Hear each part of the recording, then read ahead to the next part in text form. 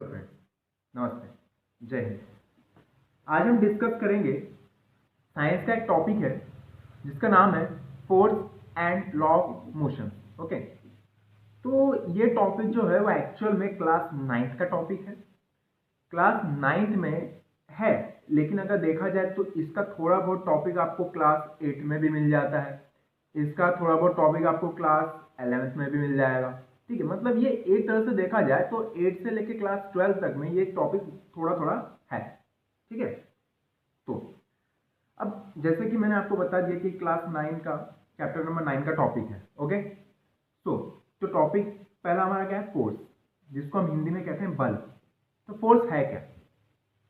सामने जब हम हमारा चैप्टर का नाम ही यही है, force and law of motion, तो इसका मतलब ये है कि फोर्स है क्या। पहले सवाल उठेगा ना, फोर्स क्या है? तो देखिए, फोर्स में सिर्फ दो ही चीज आती है। फोर्स में कितनी? सिर्फ दो ही चीज आएगी। पहला, push and pull. Push and pull. Okay, push मतलब धक्का देना, पुल मतलब खींचना। ओके, पुश मतलब क्या? धक्का देना, एंड पुल मतलब क्या? खींचना। ओके, तो अब हम इसको थोड़ा समझते हैं। तो जैसे देखिए, अब आप जैसे नॉर्मली अब आप डेफिनेशन याद करोगे तो आपको जल्दी याद नहीं होगा, ये बात तो फैक्ट है, सभी का है। काफी लोग क्या करते हैं ना, रट्टू तोता जैसे रटते हैं, जबकि ये नहीं करना चाहिए। साइंस ऐसा सब्जेक्ट है, आप समझिए उसको, समझोगे तो शायद आपको हर चीज याद हो जाएगी। ठीक है, तो पुश और पुल को मैं आपको एग्जांपल्स बता देता हूँ। काफी लोग जो होते हैं वो गांव से बिलोंग करते हैं, गांव में रहते हैं। ठीक है, और काफी लोग ने वो बैलगाड़ी देखी होगी। ठीक है, तो बैलगाड़ी में क्या होता है कि जैसे देखिए, बैलगाड़ी में गाड़ी है पीछे की तरफ, सामने में बैल बंधा हुआ है। ठीक है, अब उस बैलगाड़ी को लेके जाना है। उस बैलगाड़ी को क्या करना है? लेके जाना है। तो क्या बैलगाड़ी अपने आप चलेगी? नहीं, और बैलगाड़ी अपने आप नहीं चलेगी, उसको खींचेगा। कौन खींचेगा? बैल खींचेगा। तो मैंने आपको क्या बोला? पुल का मतलब खींचना, पुश का मतलब धक्का देना, वही फोर्स होता है। वही क्या होता है? फोर्स। ओके, तो तो बैलगाड़ी क्या कर रही है? उसको क्या कर रही है? खींच रही है। तो देखिए, यहाँ पे फोर्स लग रहा है कि नहीं? बैलगाड़ी में फोर्स लग रहा है। किसके जरिए लग रहा है? तो वो फोर्स लग रहा है किसके जरिए? बैल के जरिए। किसके जरिए? बैल के जरिए। ठीक है, तो एक तो पुल का हो गया एग्जाम्पल, तो बैलगाड़ी का आप समझ गए होंगे। उसके बाद आप देखिए पुश। उसके बाद क्या है? पुश। तो पुश मतलब देखिए, जैसे मान लीजिए आप कहीं गए हैं। ठीक है, आप कहीं गए हैं, अब आप वापस आए अपने घर पे। आप क्या हुआ? आप अपने घर पे क्या हुआ? वापस आए। आपने ताला लॉक किया था, घर को लॉक किया होगा ना। आप मान लो कहीं जब घूमने जाते हो तो घर को लॉक करके जाते हो कि नहीं? तो देखिए, तो आप आए, आपने क्या किया? ताला खोला। ताला खोला, और आपने गेट को क्या किया? अंदर की तरफ धकेला। धकेला मतलब क्या? पुश किया। ठीक है, एक एग्जाम्पल है, पुश का एग्जाम्पल बेस्ट है। आप आए घर पे, आपने क्या किया? ताला खोला, और उस गेट को क्या किया? धक्का दिया। धक्का दिया तभी तो खुला ना। हाँ यार, तो इसका मतलब क्या है? आपने उसको पुश किया। पुश मतलब धक्का देना। तो आप दोनों एग्जाम्पल याद रख सकते हैं। पुल का मतलब खींचना, बैलगाड़ी वाला एग्जाम्पल है। पुश का मतलब धक्का देना, घर जब हम दरवाजा खोलते हैं तो हम क्या उसको एक तरह का धक्का ही दे रहे हैं। तो ये हो गया फोर्स। ठीक है, अब जैसे देखिए, यूनिट का मतलब क्या है? अब जब आप पढ़ रहे हो, जैसे फोर्स, फोर्स तो आपको क्लियर हो गया, तो फोर्स की यूनिट भी होती है। यूनिट, देखिए यूनिट का मतलब क्या होता है वो भी जरूरी होता है। तो एक्चुअल में फोर्स के बारे में देने वाले कौन थे? हमारे न्यूटन साहब। न्यूटन साहब ही थे ना, उन्होंने तो फोर्स के बारे में बताया हमें। ठीक है, तो जब फोर्स के बारे में न्यूटन जी ने दिया है, तो उन्हीं के नाम पे यूनिट रख दी गई फोर्स की। मैं आपको बताऊंगा यूनिट क्या होती है। फोर्स की यूनिट क्या है? Newton. S I unit. Okay, S I unit. ठीक है, मैं आपको क्लास 9 में ये टॉपिक है, उसमें आपको S I, C G S, M T S, ये सारे टॉपिक क्लियर कर दूंगा, तब आपको शायद ये पूरा क्लियर हो जाएगा। ठीक है, तो फोर्स की एस आई यूनिट क्या है? न्यूटन। ओके, और सी जी एस यूनिट होती है उसकी डायन। ओके, सी जी एस यूनिट होती है उसकी डायन। ओके, हाँ, तो देखिए न्यूटन। अब आप जैसे मान लीजिए आप हो, आपका वेट है, आपका वेट है कि, तो आप जब अपना वेट बताओगे तो आप ये बोलोगे कि मैं 55 kg का हूँ, सॉरी 55 किलोमीटर का हूँ, ये बोलोगे आप? नहीं, आप क्या बोलोगे? 55 kg का हूँ, 55 kg का हूँ मैं, है। मतलब आपका वेट बताने के लिए आप ऐसा बोल देते कि आप जैसे मान लीजिए अभी तो आपने कह दिया कि मैं सिर्फ 55 का हूँ, तो 55 क्या, और एक बार मैं आपको रिपीट कर देता हूँ। जैसे मान लीजिए कि आप हो, मैं आपके सामने आया, मैंने देखा और मैंने आपको कहा कि हाँ आपका वेट कितना है, आपका वेट कितना है, ठीक है। तो आप क्या बोलोगे मुझे, मैं 55 का हूँ। तो मेरे दिमाग में घूमेगा 55 क्या होगा, मीटर का होगा, किलोमीटर का होगा, किसका होगा। तो आप मुझे पागल समझोगे अभी, यार पागल है क्या, 55 वेट कभी किलोमीटर मीटर में मापा जाता है, एग्जैक्ट। जैसे आपने अभी जब मैंने कहा कि 55 मीटर 55 किलोमीटर, तो आपने मुझे क्या बोला, पागल, आया ना। तो इसका मतलब क्या है कि वेट को मापने के लिए आप क्या केजी, ग्राम, ये सब चीज़ का यूज़ करते हो ना। अगर वेट को मापना है तो आप केजी, ग्राम इसका यूज़ करते हो कि नहीं। तो वेट की यूनिट क्या होती है, केजी, ग्राम भी होती है। तो उसी तरह से फोर्स को भी तो मापना है भाई। फोर्स को भी मापने के लिए कुछ ना कुछ चाहिए कि नहीं। जब आप वेट बोल रहे हो कि हाँ मैं 55 केजी का हूँ, तो आपने अपना वेट बता दिया, माप लिया। तो मापने के लिए आपने केजी का यूज़ किया। तो वैसे ही फोर्स को मापना है तो आपको कुछ ना कुछ तो लेना पड़ेगा ना। तो हम यूज़ करते हैं न्यूटन का। फोर्स को मापने के लिए किसका यूज़ करते हैं, न्यूटन का। क्लियर। तो यूनिट का मतलब क्या होता है, जैसे हम किसी चीज़ को मापने के लिए यूज़ करते हैं एक तरह से, ठीक है। तो फोर्स का यूनिट क्या हो जाएगा, न्यूटन। हाँ ना। तो इतना टॉपिक आप समझ रहे हो, ओके। और नहीं समझे हो तो आप स्टार्टिंग से वीडियो देख लीजिएगा, फिर से आपको समझ में आ जाएगा, ओके। तो ये हो गया आपका फोर्स। अब देखा जाए, अब फोर्स है तो फोर्स भी अलग अलग टाइप के हो सकते हैं ना भाई, है कि नहीं। आप समझिए कि फोर्स भी अलग अलग टाइप के हो सकते हैं। तो इसका मतलब हम पढ़ेंगे अब types of forces. Types of forces, तो फोर्स के प्रकार। पहला कॉन्टैक्ट फोर्स, पहला कौन सा फोर्स, कॉन्टैक्ट फोर्स। दूसरा नॉन कॉन्टैक्ट फोर्स, मैं आपको बता दूंगा ये क्या है। Contact force, non contact force, okay. अब कॉन्टैक्ट फोर्स आप बोलोगे ये कौन सा फोर्स है, कॉन्टैक्ट फोर्स कौन सा है। बैलगाड़ी वाला एग्जांपल आपको याद है। बैलगाड़ी में मैंने कहा था क्या बैल और गाड़ी कॉन्टैक्ट में नहीं एक दूसरे से है, तभी तो फोर्स लग रहा है। मतलब जैसे मान लो एक चीज दूसरे चीज के कांटेक्ट में है, ठीक है, और वहां पे क्या फोर्स लग रहा है, तो उसे कौन सा फोर्स बोलेंगे, कांटेक्ट फोर्स। जैसे देखिए ये बैल है, ये गाड़ी है, ये क्या है, ये बैल है, ये गाड़ी है। तो ये बैल क्या कर रहा है, इस गाड़ी को खींच रहा है। क्यों खींच पा रहे हैं, क्योंकि दोनों के दोनों कैसे कांटेक्ट में, एक दूसरे से लगे हुए हैं। बात समझ रहे आप, ये बैल और ये गाड़ी एक दूसरे से क्या है, कांटेक्ट में है। तो इसको कौन सा फोर्स बोलोगे आप, इसको आप बोलोगे कांटेक्ट फोर्स में लाओगे इसको, कौन से फोर्स में, कांटेक्ट फोर्स में, ओके। तो कांटेक्ट फोर्स का मतलब क्या होगा, जब एक बॉडी दूसरे बॉडी के कांटेक्ट में होगी तो उसे कौन सा फोर्स कहा जाएगा, कांटेक्ट फोर्स, ओके।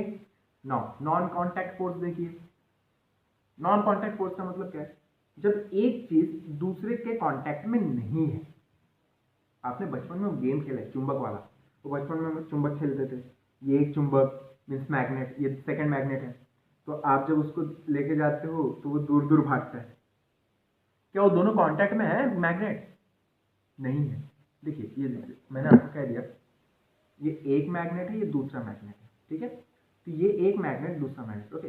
तो आप देखिएगा जरा, अब ये आपने इस मैग्नेट को पास में रखा, आप जैसे इसको सामने लेके जा रहे हो दूर जा रहा है, दूर जा रहा है ना।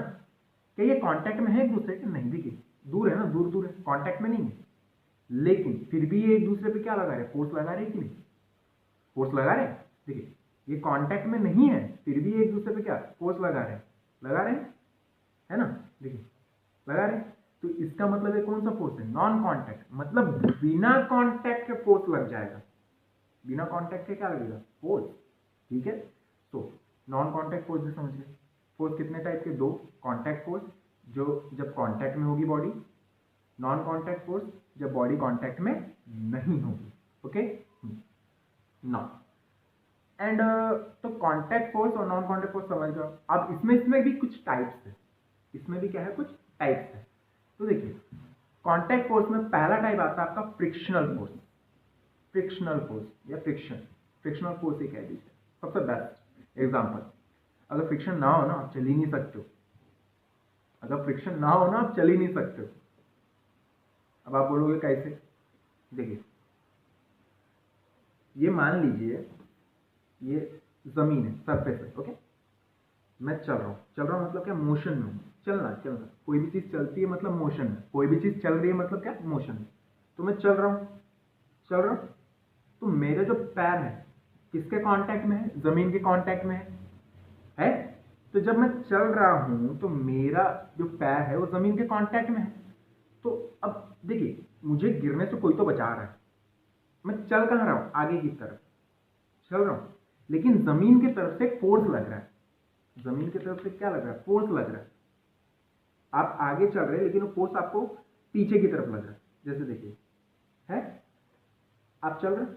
तो इसका मतलब क्या है, जब आप चल रहे हो तो जैसे आपने ये पैर रखा तो आपके पैर पे एक फोर्स लग रहा है, ठीक है, जो आपको चलने में हेल्प करता है, चलने में क्या करेगा, हेल्प।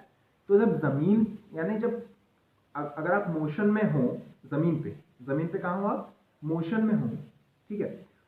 और जब मतलब इस सरफेस की तरफ से आपके ऊपर क्या लग रहा है, फोर्स लग रहा है, तो उसे कौन सा फोर्स बोलेंगे, फ्रिक्शन फोर्स, ठीक है, फ्रिक्शन फोर्स। आपको ये भी जान के हैरानी होगी, जैसे मान लीजिए आपके घर में कभी पानी गिर जाता है घर में, तो जब आपके घर में पानी गिरता है तो आपने नोटिस किया होगा आप स्लिप खा जाते हो, स्लिप खाते हो, क्यों? क्योंकि उस समय में देखिए, उस समय में पानी गिरा हुआ है और वो काफी फिसलन है, स्लीपी मतलब फिसलन है, गिर जाओगे तो वहां पे फ्रिक्शन नहीं है, इसलिए आप गिर जाते हो। ना के बराबर फ्रिक्शन है लेकिन ना के बराबर। आपके घर में टाइल्स वगैरह वाले टाइल्स के घर रहते हैं, तो टाइल्स के टाइम में भी क्या होता है, आप वहां पे देखना वहां पे स्लिप खाते हो थोड़ा, क्यों? क्योंकि वहां पे फ्रिक्शन बहुत कम रहता है। इसका मतलब क्या है कि जहां पे भी स्लिप ज्यादा होगा, स्लीपी, जहां पे भी फिसलन ज्यादा होगी वहां पे फ्रिक्शन कैसा होता है, कम। बात समझ गया, फ्रिक्शनल फोर्स। दूसरा टेंशन फोर्स, बस समझ जाओगे आप टेंशन फोर्स क्या, टेंशन फोर्स क्या है। देखिए ये मान लीजिए एक रस्सी है, ये क्या है आपकी, ये आपकी मान लीजिए क्या है, रस्सी है, ठीक है, ओके, ये आपकी क्या है, रस्सी। अब ये जो चीज है ये कहां जाने की कोशिश कर रही है, नीचे की तरफ गिरना चाहती है। कहां गिरना चाहती है, नीचे की तरफ गिरना चाहती है, लेकिन इसको कौन नहीं गिरने दे रहा भाई, ये रस्सी नहीं गिरने दे रही है, नहीं दे रही ना। तो देखिए ये कहां जाना चाहता है, नीचे, ये जाना चाहता है नीचे, लेकिन इसको नीचे जाने से कौन रोक रहा है, ये रस्सी। तो इसमें क्या आ रहा है, एक तरह का टेंशन आ रहा है, इसमें क्या आ रहा है, टेंशन है, यानी ये फोर्स इधर नीचे की तरफ लग रहा है और ये इसको क्या कर रहा है, खींच रहा है, एक तरह से टेंशन आ रहा है। मतलब ये देखिए ये नीचे जाने की कोशिश कर रहा है, लेकिन इसको स्टेबल करके कौन रखा है, इसको पकड़ के किसने रखा है, इसको स्टेबल करके, यानी इसको नीचे जाने से कौन रोक रहा है, ये रोक रहा है। रोक रहा है मतलब क्या, खींच रहा है, रोक रहा है मतलब क्या, खींच रहा है, खींच रहा है ना। तो कौन खींच रहा है, ये रस्सी खींच रही है, इसको नीचे जाने से रोक रहा है। कौन रोक रहा है, ये रस्सी। कैसे रोक रहा है, ये खींच रहा है, खींच रहा है, तो इसमें क्या आ रहा है, टेंशन आ रहा है, तनाव आ रहा है। क्या आ रहा है, तनाव, टेंशन आ रहा है। इसे कौन सा फोर्स कहोगे, इसको आप टेंशन फोर्स कहोगे, क्योंकि ये फोर्स लग रहा है तभी तो रुका हुआ है, आया ना, नहीं तो गिर नहीं जाता। इसको रोक के इसने रखा है और इस रोकने के चक्कर में इसमें क्या आ गया, टेंशन आ गया। जिसे कौन सा फोर्स कहोगे आप, टेंशन फोर्स, ओके। उसके बाद आता है air resistance force. Air resistance मतलब देखिए आपने देखा होगा वो पैराशूट वगैरह लेके उड़ते हैं कई लोग और नीचे की तरफ आते हैं। अगर मान लीजिए पैराशूट पे एयर का फोर्स एक तरह से ना लगे तो आदमी को कितनी जोर के लगे है। और एग्जाम्पल से इसके काफ़ी है, तो बस आप ये फिलहाल पैराशूट वाला ये इतना इंपॉर्टेंट नहीं है, लेकिन फिर भी मैंने जैसे आपको बता दिया है। अगर आप कहोगे बना इसको पूरा डिटेल में समझाने के लिए तो आप मुझे बोल दीजिएगा, कमेंट सेक्शन में, मैं आपको पूरा डिटेल में समझा दूंगा, ठीक है। उसके बाद आता है स्प्रिंग फोर्स। स्प्रिंग फोर्स, ठीक है। आपको मेरे हाथ में रबर दिख रहा है, रबर, ये देखिए रबर, ठीक है। मैंने इसको दोनों साइड से क्या किया है, खींचा है, खींचा है तो बीच में स्ट्रेच हुआ है, स्ट्रेच हुआ है, ये दिख रहा है आपको, स्ट्रेच हुआ है। देखिए ये रबर है, ये रबर को मैंने क्या किया, स्ट्रेच किया, खींचा, दोनों तरफ से खींचा, इधर भी उतना ही फोर्स, इधर भी उतना ही फोर्स लग रहा है। तो अब ये देखिए बीच में क्या है, बीच में ये फिर से आना चाहते हैं, ये दोनों एक दूसरे पे फोर्स लगाना चाहते हैं पहले वाले शेप में आने के लिए। देखिए आ गए फिर से पहले वाले शेप में, मैंने खींच दिया। अब ये क्या चाहता है, ये रबर क्या चाहता है, मैं पहले जैसा बन जाऊँ, पहले जैसा रबर जैसा। तो ये इधर देखिए फोर्स लगा रहे हैं, देखिए देखिए देखिए फोर्स लगा रहे हैं, लग गया, लगा ना। तो देखिए जब मान लीजिए कोई चीज़ स्ट्रेच होती है, स्ट्रेच मतलब उसको जब आप खींच रहे हो, तो खींचने के बाद वो फिर से वो जो चीज़ है वो फिर से नॉर्मल अपने पहले वाले सिचुएशन में आना चाहती है, तो फोर्स लगा दी। देखिए है तो इसी को कौन सा फोर्स कहते हैं, स्प्रिंग फोर्स, ठीक है। तो आप समझ के बाद स्प्रिंग फोर्स। उसके बाद है आपका नॉर्मल फोर्स, ये बहुत कॉमन है, नॉर्मल फोर्स आपका बहुत ही कॉमन है, ठीक है। सो नॉर्मल फोर्स क्या होता है, तो देखिए नॉर्मल फोर्स जैसे मान लीजिए कि ये एक कॉपी है, ठीक है, ये कॉपी है, मान लीजिए ये टेबल है, ठीक है।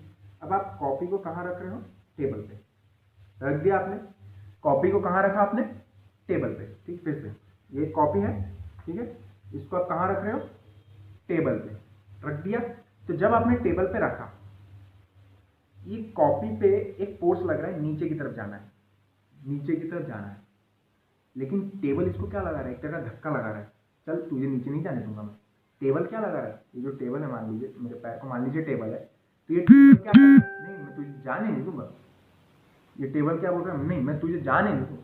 ये कॉपी क्या कर रहा है, कोशिश कर रहा है कि मैं नीचे चले जाऊँ, गिर जाऊँ, नीचे की तरफ गिर जाऊँ, लेकिन टेबल क्या कर रहा है, उस चीज़ को क्या कर रहा है, ऊपर की तरफ धकेल रहा है, एक तरफ से धकेल दे रहा है, धक्का दे रहा है ना, है। जिससे ये देखिए मेरे हाथ है, ठीक है, ये कॉपी की कोशिश कर रहा है कि मैं कहाँ चले जाऊँ, नीचे, लेकिन मेरा हाथ उसको कहाँ लेके जा रहा है, ऊपर, नहीं मैं जाने नहीं दूंगा, मेरा हाथ कह रहा मैं गिरने नहीं दूंगा तुझे।